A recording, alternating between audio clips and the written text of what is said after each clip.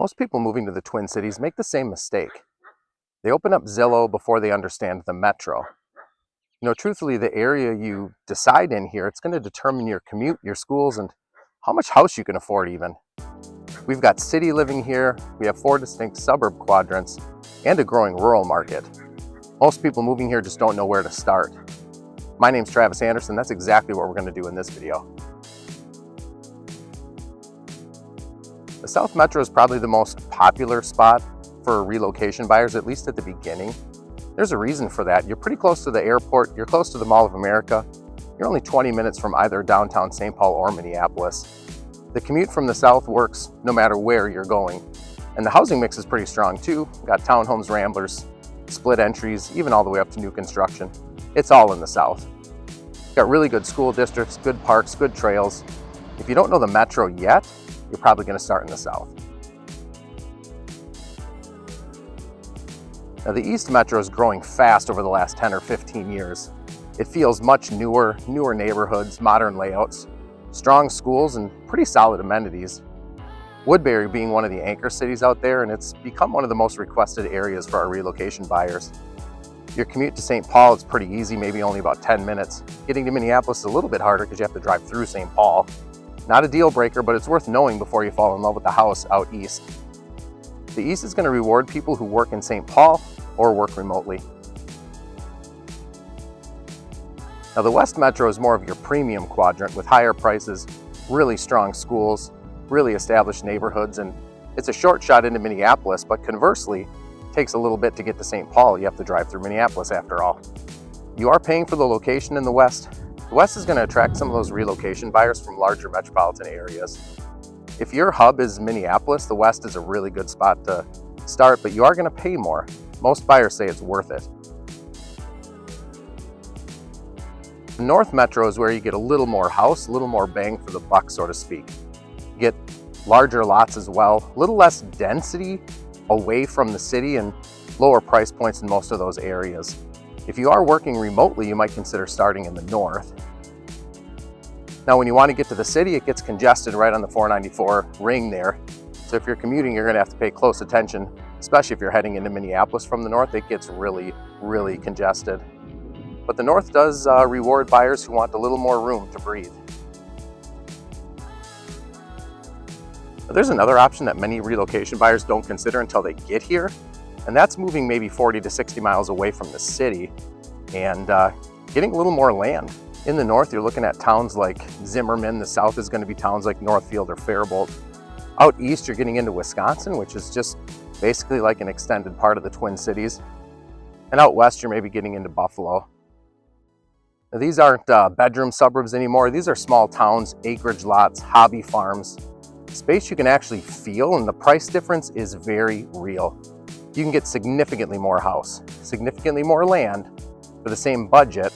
There's a good amount of development going on there too since 2020. The metro is definitely growing outward. The trade-off is pretty obvious though. You got longer commutes, further to the major commerce, smaller and less competitive schools. Here's why this quadrant framework matters so much here in the Twin Cities. Out west, a $450,000 budget is going to get you a much smaller home than out east. It's going to get you different schools and different amenities. It's just the Twin Cities. A shorter commute almost always means a higher price. More space usually means a longer commute. Trade-off is pretty consistent across the board. And it does get more exaggerated as you get further away. So here's how I like to work with my clients. First, we ask, where do you work and does the commute matter? And if so, we start there. Then we talk about the schools and school districts and what your options are. And then we move into your budget. Once we know those 3 things, we're going to have a pretty good idea of which quadrant you should at least start in. Let's talk about the cost of living here in Minnesota. We're not California, we're not Texas, we're really somewhere in between. And we're a pretty fair deal for what you get. Housing is going to be your biggest line item, obviously. And the median home price here in the Twin Cities right now is $390,000. We do have a progressive sales tax here in Minnesota. The lower end starts around 5% and the higher end is pretty close to 10%. If you're coming from one of those places like Texas, Florida, Nevada, states with zero income tax, you're going to feel the adjustment here. There's no sugarcoating that. but the tax does fund the school system, the parks, and the infrastructure. I mean, we do plow like 40 inches of snow a year here, and so you're gonna feel where that money goes. Doesn't make it painless, but there is value in some of it. The sales tax in Minnesota sits around 7%, just slightly under. Local additions can push it up a little bit.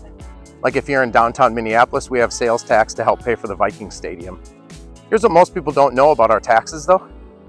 You don't pay taxes on groceries, and most clothing is exempt as well. Property taxes are pretty moderate here too for the value you're getting. The effective rates are somewhere between 1% and 1.3% across the board, of the assessed value of your house, of course. And that number does vary by county and city. If you're in downtown Minneapolis, you're gonna pay a little bit more, but your trash is included in your property taxes usually. But most of my clients are saying for the school quality you get and the amenities you get here in the Twin Cities, it's a pretty reasonable trade-off for property taxes. Now, as far as the Twin Cities real estate market, as of today, I already mentioned the median price is $390,000. That's gonna get you about a 1,950 square foot home, 3 bedrooms typically, 2 bathrooms, and a garage. The average days on market is about 55 days, and you know, if your home is priced well, they're selling in more like 3 weeks.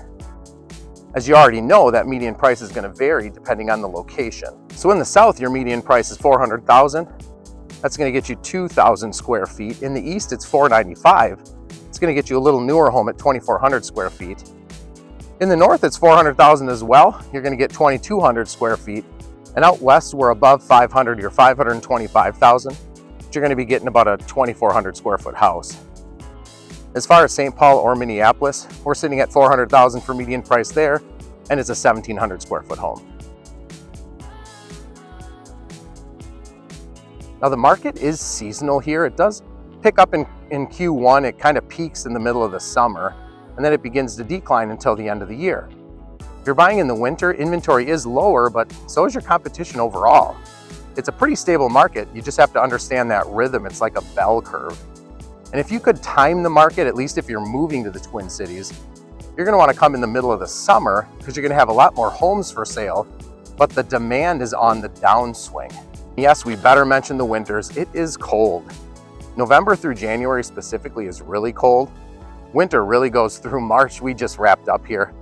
You'll be amazed at how many people are on the roads though during their daily commute or a grocery run after a 4 to 6 inch snow overnight. It hardly slows us down. But the winter is real, and you should know it going in. But Minnesota does have 4 full seasons. Spring is really fast, starting right now. Summer is genuinely great. Fall is one of the best anywhere in the country, and we just don't shy away from the winter here. We do things like skiing, hockey, snowmobiling, ice fishing. You don't have to love all of them. You just got to pick one to enjoy the outdoors. And if not, go to the bar and hit up purse bingo with my wife. The lifestyle here is outdoorsy. It's not just summer, it is year-round. We've got over 90 state parks, recreation areas, reasonable driving distance to just about anywhere, regional trails that are going to connect the east to the west and the south to the north and vice versa.